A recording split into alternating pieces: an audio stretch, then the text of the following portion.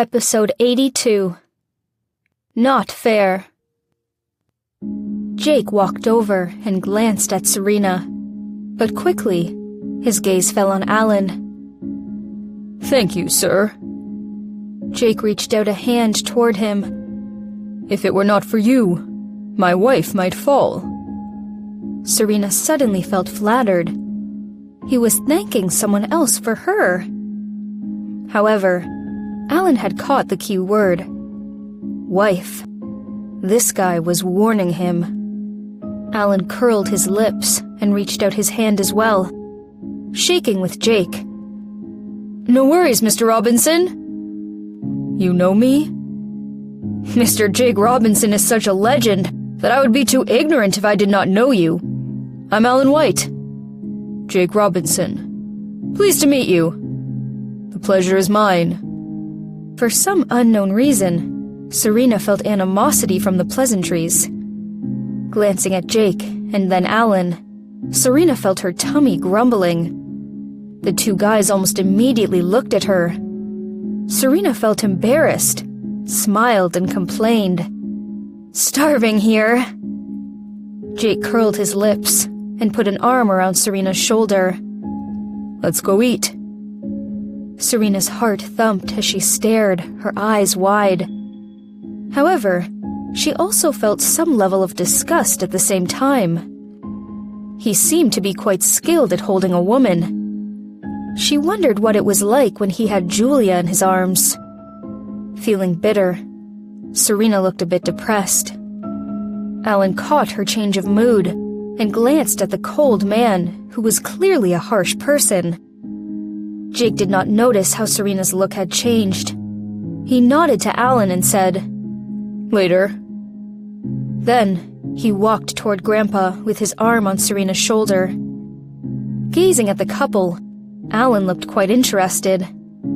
He did not expect that the wife of Jake would be a girl so young and pretty. However, the couple did not look like a real couple. Although their appearance definitely matched, they did not look harmonious together. Rather, they looked like they were forcefully bound together. How interesting. Before they reached the table of Grandpa, Serena could not help lifting Jake's arm and running away. Jake clearly felt resented by her, clenched his fists, and quickly followed her. Serena sat down at the chair opposite Grandpa and coveted the dishes on the table. She was starving for real. "You must be hungry. I have ordered everything you liked." "Thank you, Grandpa." Serena smiled happily and forked a piece of cake. Before she put the cake into her mouth, it was taken away by a hand. "Drink some milk first." Jake placed a glass of hot milk in front of her. Serena's face suddenly collapsed, as she hated the guy even more. Glaring at him, she quickly drank up the milk and took her cake back from him. "Don't rush," Jake said again. "No one's going to steal it." Serena slowed down and looked rather depressed. If Julia were here to eat with him, he would not mind her so much, she bet. But she was really hungry. "You're not eating?" Serena pursed her lips and stared at Jake, growling. "I can't eat anything looking at you." Serena said that half seriously. Before, whenever she saw him, she would have felt mesmerized. However, looking at the same face and body, she couldn't help thinking of the scene of him kissing Julia, and that phone call from Australia. When he was criticizing her at the dinner table, she hated him even more. Jake did not realize that he was resented. Slightly frowning, he put a piece of barbecued meat into her plate and said, "Don't be childish." Was she being childish? Serena felt suffocated. Looking at Grandpa, who was smiling happily, she decided to turn her anger into appetite. After the meal, Grandpa stretched and said he would go to bed. On the other hand, Serena had just napped and couldn't be more awake. After Henrik went away, She immediately stood up and walked out of the hotel. The hotel that Grandpa booked was at a prime location, directly on the beach. Warm lighting was cast on the sides of a long wooden pier. Couples were walking around, speaking romantic phrases in all kinds of languages. Serena admired them. A perfect place for love indeed. Taking her shoes off, Serena stepped into the seawater barefoot. The cold water continued to touch her skin. As men and women were running and laughing on the beach, Serena felt like her soul was cleansed.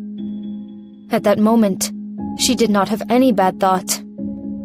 It had been a long time since she had been so relaxed. It was good that she was alive.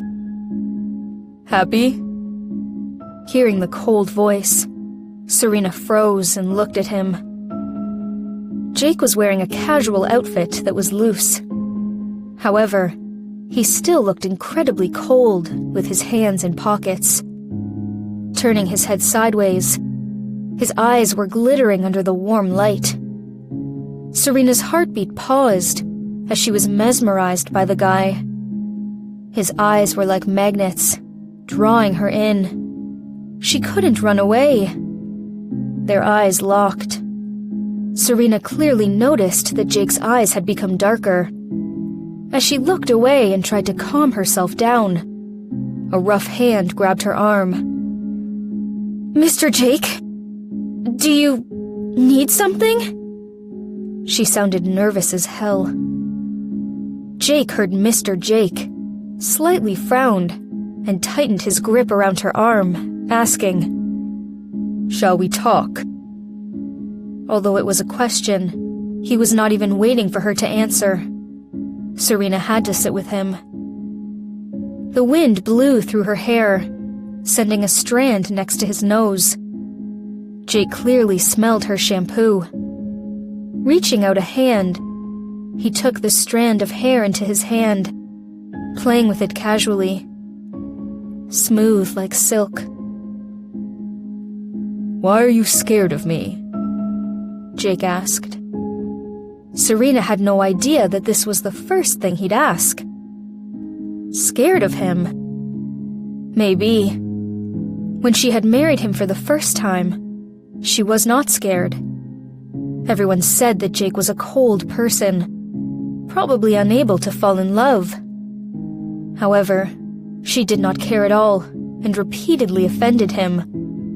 Although Julia was playing a significant role in that, Serena knew that it was mostly because of her innocence and ignorance. Later on, Jake had hated her more and more. Each time he saw her, he had not dignified her with any kindness, not even in public. Then, when Serena had saved Jake from the fire and got her own look ruined, he had mistaken her for the mastermind behind the kidnapping and arson. From then on, he had hated her to the guts. Aside from her life and her identity as his wife, he had taken everything away from Serena. And that's when she started to feel scared. She had felt scared for 3 years. For 3 years, with a scarred face. She did her best to avoid him whenever he was present. She felt insecure, but longed for him at the same time. At that time, how she envied Julia for being able to stand by his side in public and being recognized as a woman. However, she was destined to be a shadow in the dark world, which no one could see or care. In her new lifetime, it had been a habit of hers to be afraid of getting close to him. He was her deepest desire. She wanted him, but did not dare to have him. She couldn't afford it. Serena nodded, but then shook her head. With a complex expression, Serena looked up at his perfect face. They were actually talking about their relationship. It's all felt like a dream. Seeing Serena nodding and then shaking her head, Jake asked again, "Am I scary?" Serena nodded. Jake gazed at the ocean and said in a low voice, "You're not being fair." There was blame and frustration hidden in his voice, though hardly discernible.